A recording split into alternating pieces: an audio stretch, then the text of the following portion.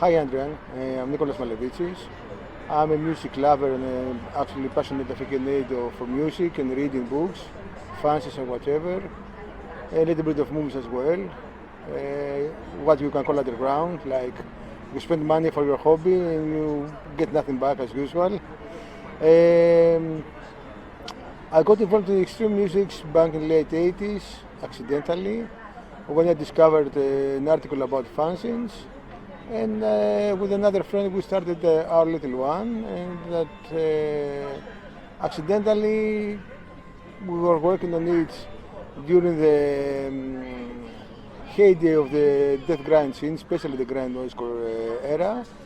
And this is where I got involved listening to Carcass and Napalm Death, and slowly that got me to tape trading and met other people abroad and in Athens as well, and in Greece overall. So a little bit this is how it started.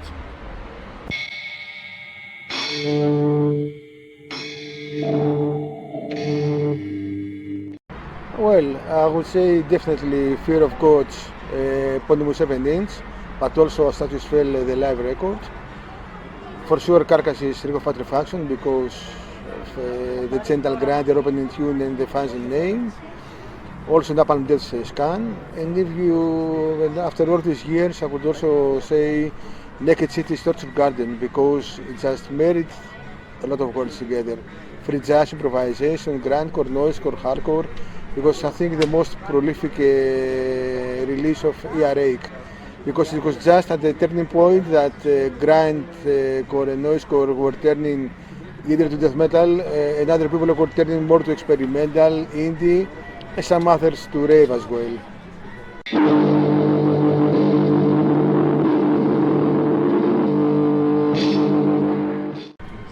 Well, Sickness started accidentally.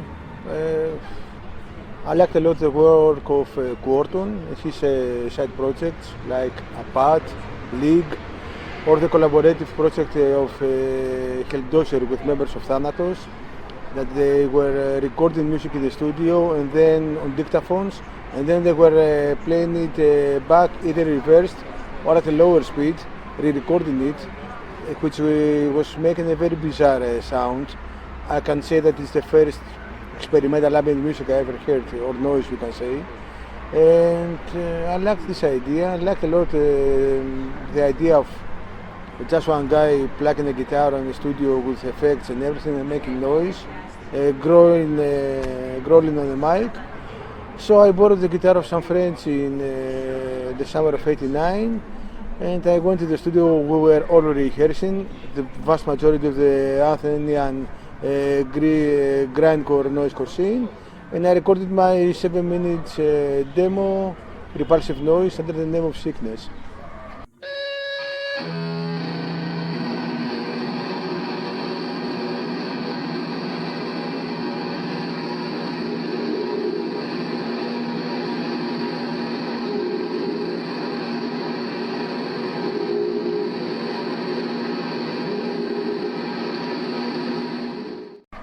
Because I never considered it to be a proper band, so there were never official members in anything.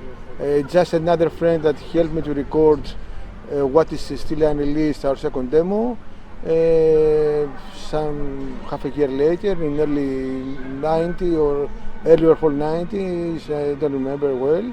I think it was March 1990, sorry, but nothing special.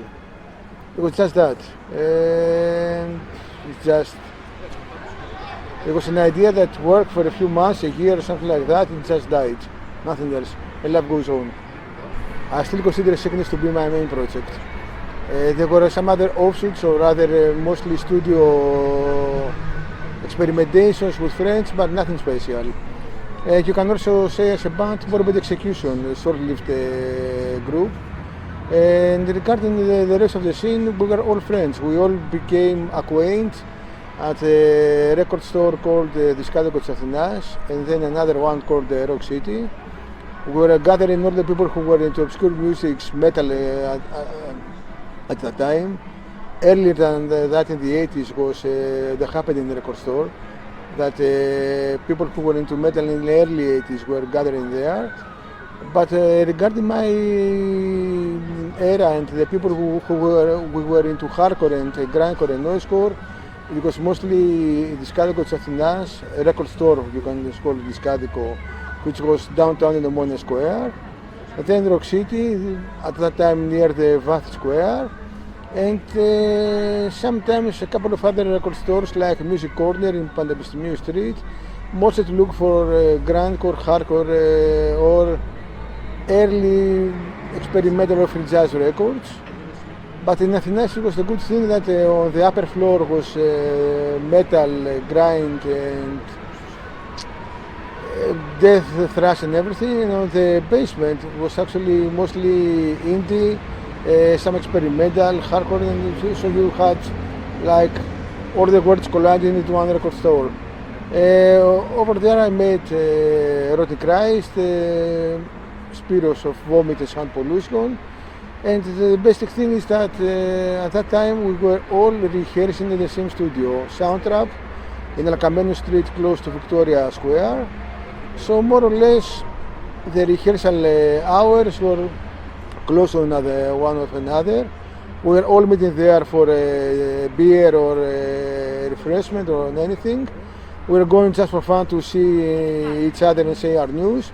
So usually we were ending jamming together in various formats, experimenting also as well with sounds, guitars, because we were starting at that time leaving death metal and black metal and grind and noisecore. We were experimenting with other sounds as well and other instruments.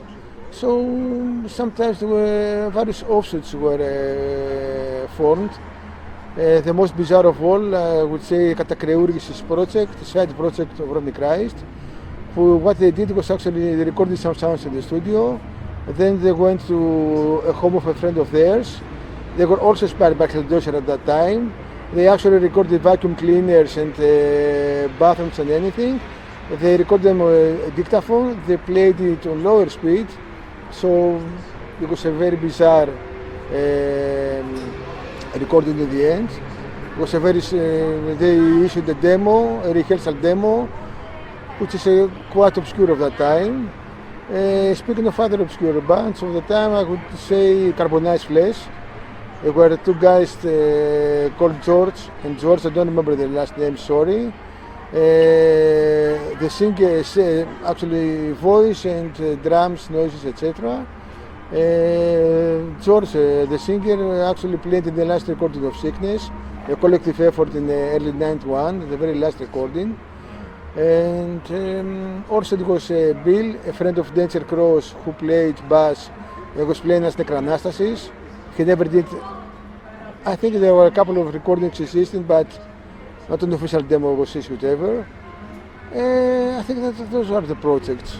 There were also a couple of other people who were rehearsing at that time. I wanted to make some groups, but they never recorded anything officially. It was mostly a couple of rehearsals with almost no names. Just spending the time in the studio rehearsing. But as I told you, this is how the scene evolved at that time, because while Erotic Christ were performing, the grind era, I mean, before the death metal,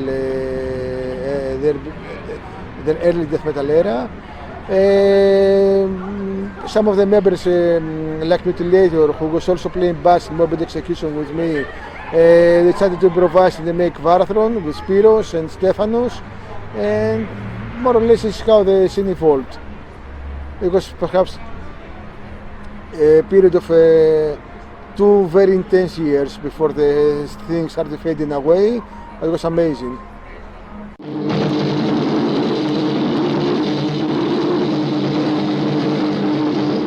I was allotted to tape trading. Believe it or not, still I am, with a couple of friends, mostly with mail art now, postcards, etc. I got involved into tape trading thanks to Spiros. Like he told me that the easiest thing to do is like send a classified to a magazine, make a small list of your demos and start tape trading. And this is what I did. I sent a classified to Kerrang. At that time it was very easy to do that. You didn't have to buy an ad if you wanted a label or a band. You could send a classified for free. It just had to be less than, if I remember well, 50 or 100 words. So my first international contacts were made through this classified and a couple of others that I sent to magazines of that time. And then regarding Greece, I sent to a teen magazine of the time called Agori, an annual weekly magazine mostly for comics and were some letters of teens writing, but we could also have classifieds for free. So I just sent the classic thing that I'm related to death metal, grind, etc. I seek people who listen to the same music and like tape trading. Funny enough, I got acquainted with one of my favorite friends, Leonardo's, thanks to this ad, and through our mutual contact with Spiros. I had various friends from groups as well. Too many to mention at the moment. Through this, I got acquainted also with people who were still very good friends, like for instance Lasse Marhog. He used to play like Herr Mullin back in the early 90s from Norway, and we got acquainted, I think, thanks to a mutual Swedish friend who issued one of his first split tapes, Tommy, who used to play in Lucius, and so on. You know, it's like a chain. You meet some friends, your life starts changing, and then suddenly you follow the same paths, musically and anything else. So you keep on exchanging letters, tapes, records, and anything else. Regarding funny stories, well, one of the funniest and craziest of that time is, I think, with Active Minds. I had just discovered Active Minds' Welcome to the Slaughterhouse record. They have as well the classical Xerox inside with the catalog of their label, and they sent us IRC or money to buy our records. So I just sent $5 hidden in an envelope. That is about in the autumn of '89. I never got a response. I thought that the money was lost, and I'm just about moving from my old hometown Kalithea in 1993. I have my first post office box over there, and just a month before closing the post office box, I received a parcel with some 27 inches in it, and it was very funny. It was from Active Minds, writing me that sorry, we were on tour all the time round, we didn't have enough time to answer mail, so now we have returned back home after 5 years. We now have more time before the next tour, so sorry for this. We sent you the 7 inches we wanted and some stuff more. It was crazy. It was one of the crazy stories of that time that I still remember.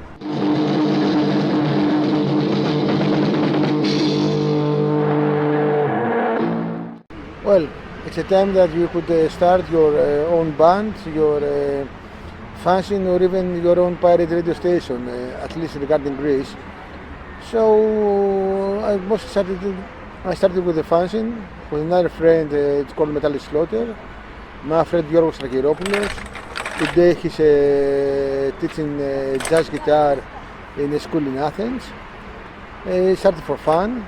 And at that time we met Spiros and many other people, like Giannis of Social Rejects, Nikos of Sadistic Noise, Rodney Christ, and all the friends of that time. So by the time thrash metal was going under hiatus, Spiros suggested that we did a bigger sign with close to 100 pages, with interviews, reviews and anything, and it was just the time I discovered the Carcass's Rico Putrefaction, so we took the name Genital Grinder. I just sent a letter to Bill Steer informing that we would like to start a fanzine with this name. Of course, they didn't object, they did like the idea. This is how it started. Regarding fanzines of that time, I still love the French USD fanzine, and still more of all Slayer of John Metalllion Christensen, a very good friend of that time. And I didn't collaborate that much because we were doing our own fanzine, but it was at that time also Rotting Christ were doing the Meganecrocy fanzine. So they dropped the idea in early in '89 to work together and collaborate for another fanzine. That its sole issue came out in the summer of '89, summer of '89, early 1990, Gentle Necrosis. We issued it thanks to the great help of Stefan of Necroabyssus of Arathron, who helped with printers and distribution of it, and that's it.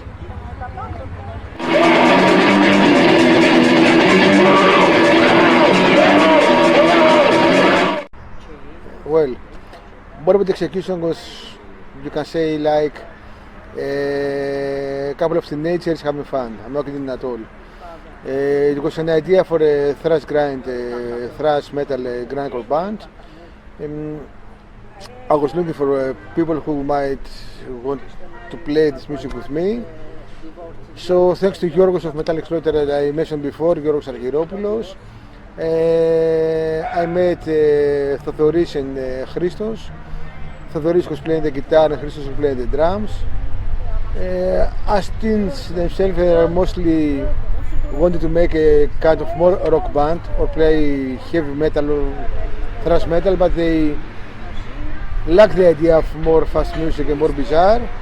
We made a couple of rehearsals. We took also the help of Bill of Necroanastasis on bass. The production wasn't working that good.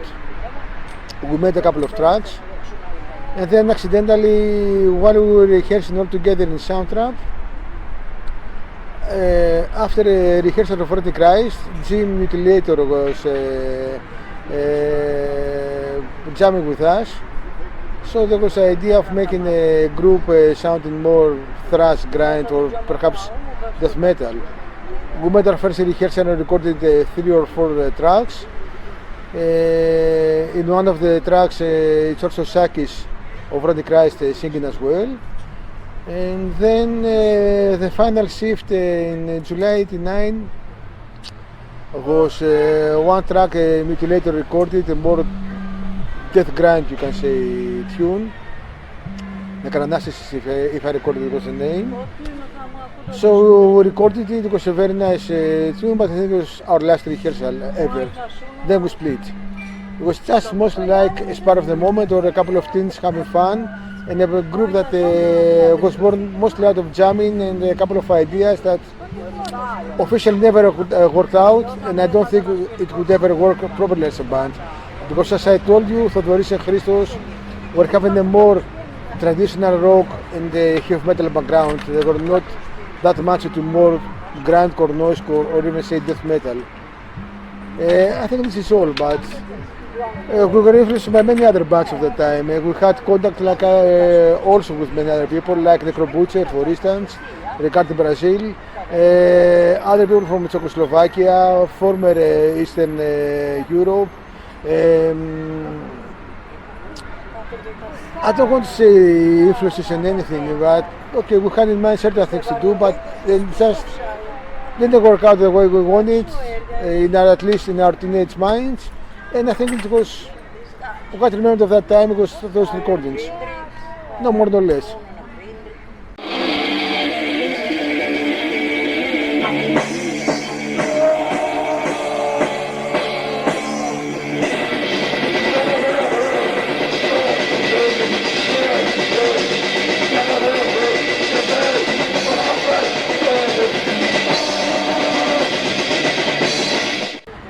Well, I was never that much into black metal, to tell you the truth. I was mostly to grind noise, more bizarre experimental sounds, slow at that time. But I liked a lot Doom. Groups that influenced the scene, like besides Black Sabbath, I mean about Obsessed or early Vitus. And then, of course, Cathedral and, or you can say Necroschisma, a group I liked very much at that time. But I was never that much into black metal. I know it was later became a kind of a fashion, allow me to say, but I was always more to more out and more bizarre musics.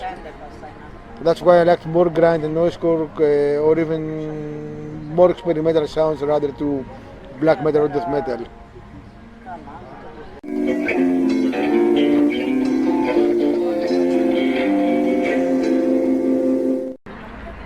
Well, there were a couple of projects regarding, you can say, industrial or noise, or even more improvised music and experimental, mostly with friends. Nothing special. We never took ourselves seriously, to be honest. This is what I still enjoy in that time, because the grind noisecore scene, thanks actually to the grind noisecore scene, we learned not to take ourselves seriously. I think it's very important if you want to find yourself and create whatever you want, be it music, be it a band, music, fanzine or whatever. You see that our world is almost collapsing from people who took themselves too seriously, I think, or at least this is my humble opinion. It was mostly making music with friends, using broken tape recorders, turntables. But as I told you, it was nothing special, nothing too serious, nothing, or I say, important or influential. Mostly having a good time, just that.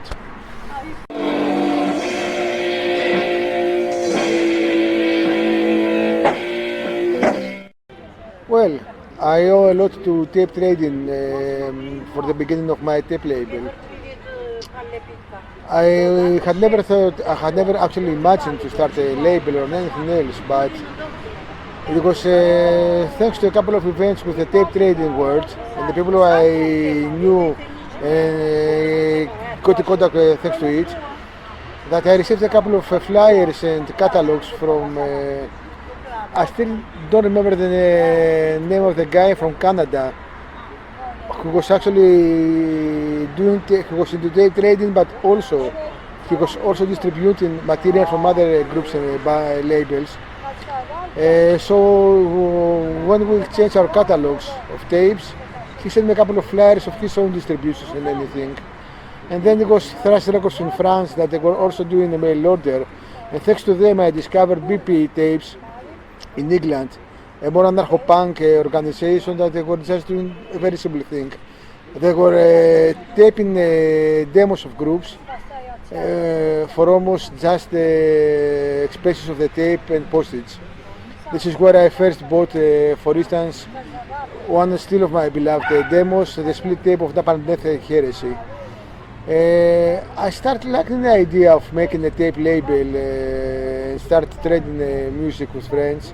And this has also helped me to start my first mail order.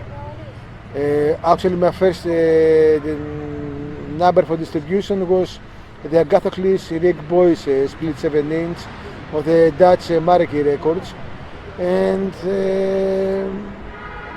out of perverse lust, let's say, my first tape label was named as a crazy discussion with Spiros, and it was called Necrocannibalistic of Necrocannibalismo. It's another funny story of the tape trading era, that there was a group from Chile that were playing mostly death grind style like Napalm Death, let's say in today's terms. But for various bizarre reasons, the tape traders were taping their demo, they were mentioning in their release either as cannibalistic or some other release as cannibalismo. To make things worse, because it was pre-internet time and the information was very limited, the guys of the French USD fanzine discovered them, and to confuse even more people, they wrote the name of the band as Necrocannibalistic of Necrocannibalismo, writing that it's a very obscure and bizarre and extreme grind noisecore group in the vein of Hellhouse, etc. It turned out, actually, as I told you, to sound even more traditional death grind sound, like the early Napalm Death era, etc. I mean, the death metal era of Napalm Death. I took the name as my first tape label, and then when I was started listening and thinking to release more experimental sounds, I thought that Harsh Department could be like a division of it, like another branch of the tape label to issue more experimental works. And I actually started the tape label with Harsh Department as an idea. I mean, with my friend George Peniotakis.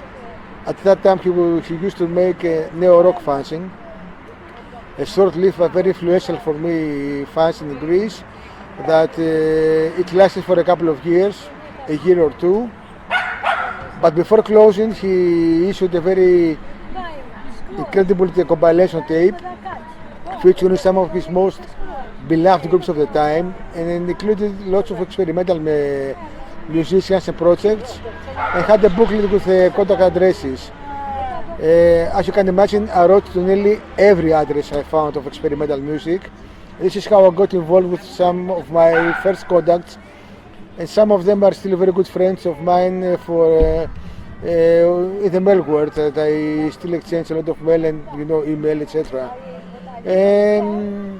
More or less out of this experience, I started Harsh Department to use experimental music, and I owe to tape training that the ability that I would easily tape my tapes, Xerox my covers, ask an artist to record something for me, and then trade some tapes with another label to get stuff to listen, because we speak about pre-PayPal times, pre-internet times, almost pre-European Union times.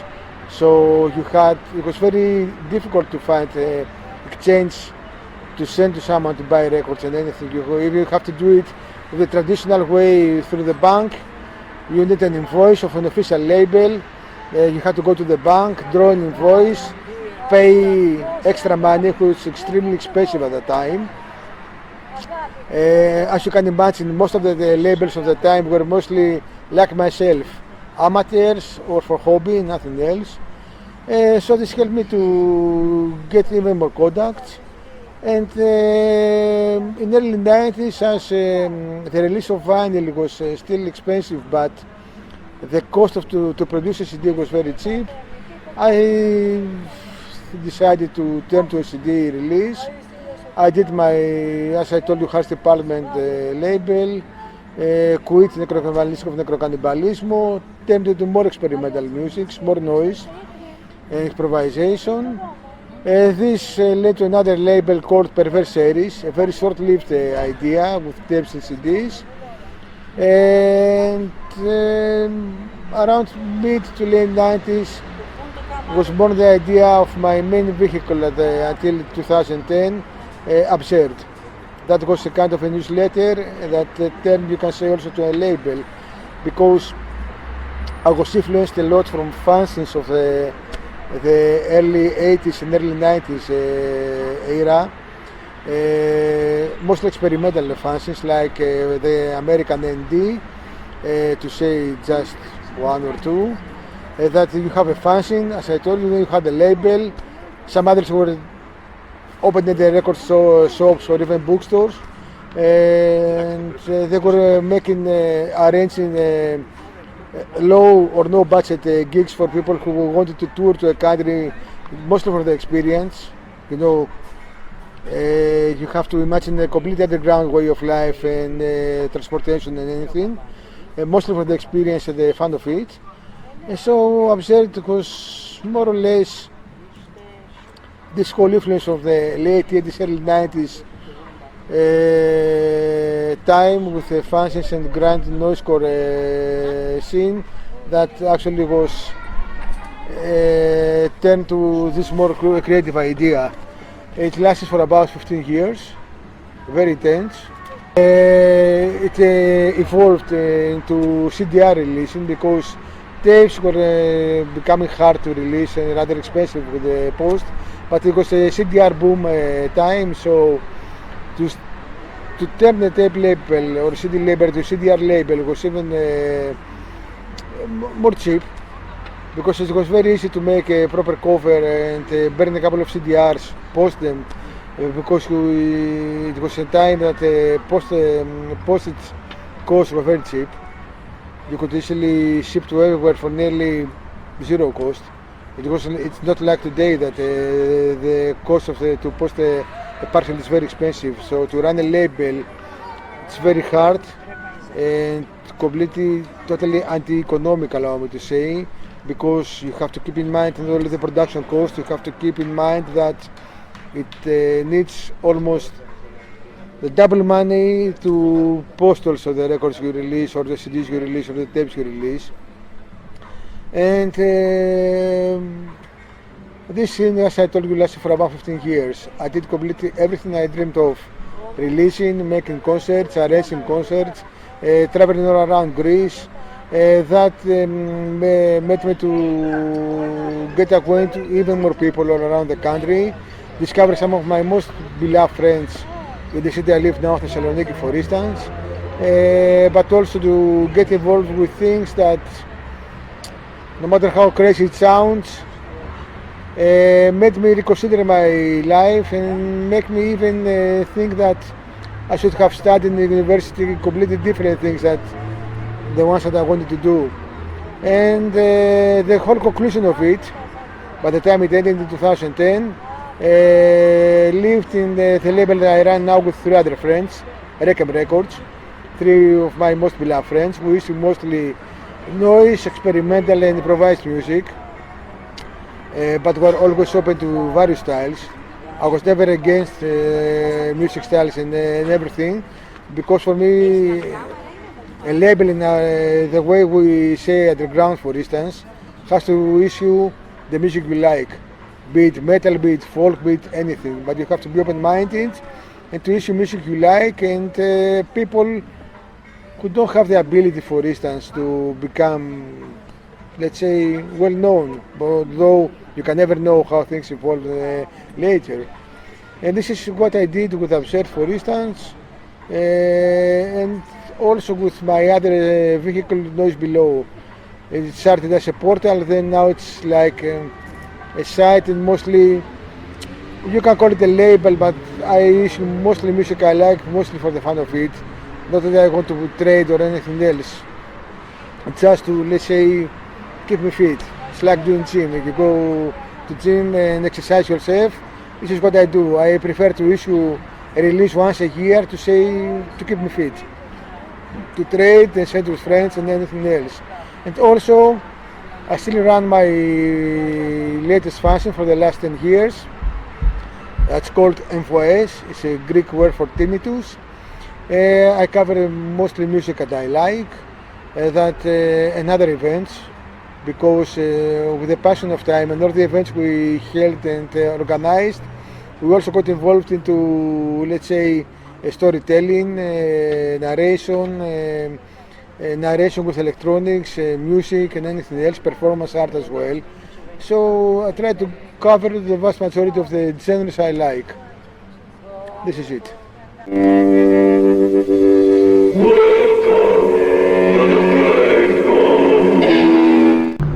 Adrian, thanks for the invitation to be part of this documentary of the Greek grind noisecore scene of the time.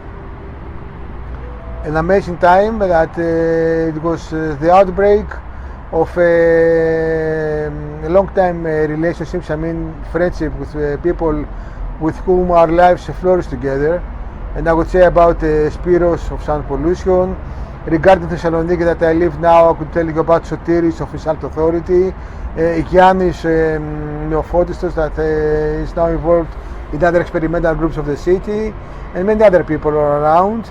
And also people that we met thanks to tape trading in Greece and abroad. Regarding Greece, I would say a very beloved friend like Leonardos Kagioannou. But overall, it's that it was a time that our ideas and the things we got involved helped us to realize that how we want our lives to evolve. I mean, no career hunting, no lots of money, just mostly having a good time with friends, trying to discover the world, be it our little microcosmos, our further macrocosmos, and values that if we were involved in other musical styles, I doubt we would ever have had. Thanks a lot.